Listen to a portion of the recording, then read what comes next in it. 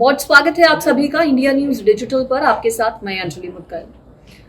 अतीक अहमद और अशरफ की हत्या के बाद सबसे ज्यादा जो नाम चर्चा में है वो है गुड्डू मुस्लिम का, जिसे गुड्डू बमबाज भी कहा जाता है।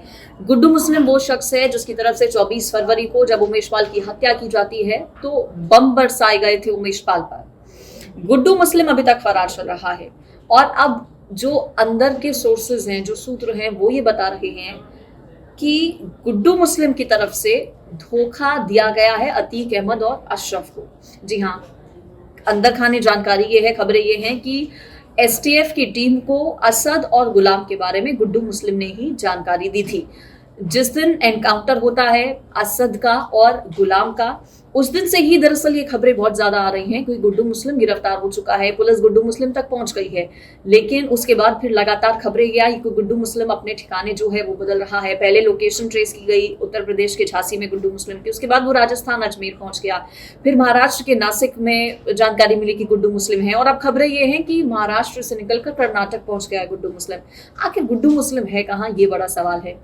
और कहा यह भी जा रहा है कि ना सिर्फ गुड्डू मुस्लिम ने पुलिस को, यूपी एसटीएफ को असद और गुलाम की लोकेशन बताई थी धोखा करते हुए, बल्कि अतीक अहमद और अशरफ के बारे में भी कुछ जानकारियां गुड्डू मुस्लिम के पास थी जो किसी और को नहीं पता थी। और इस बात की जानकारी अतीक और अशरफ को पता लग गई थी कि जो गुड्डू मुस्लिम है वो किस तरह से उन्हें धोखा दे रहा है। यही वजह है कि जब मेडिकल के लिए जिस दौरान ले जाया जा रहा था, जिस दौरान शूट आउट हुआ, ये पूरा हत्या की गई दोनों भाइयों की, उस वक्त जो आखिरी शब्द थे वो गुड्डू मुस्लिम का नाम था दोनों भाइयों की जुबान पर।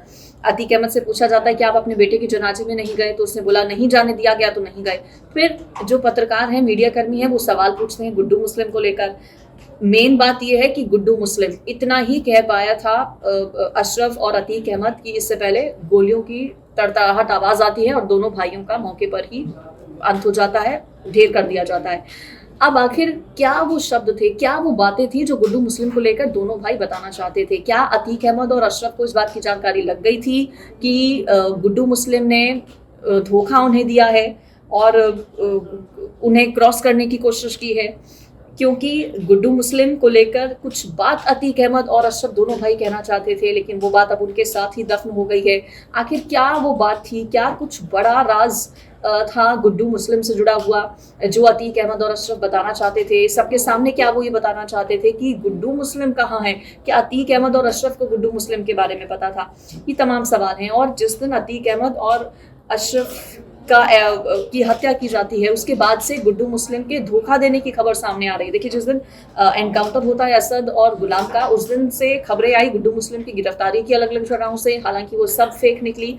और जिस दिन हत्या हुई है दोनों भाइयों की, उसके बाद से क्रॉस करने की खबर गुड्डू मुस्लिम के सामने आ रही है। अब शाइस्ता परवीन और गुड्डू मुस्लिम यही दो बड़े राजदार हैं अतीक अहमद और उसके पूरे गैंग के। क्या शाइस्ता परवीन को भी गुड्डू मुस्लिम के बारे में पता है?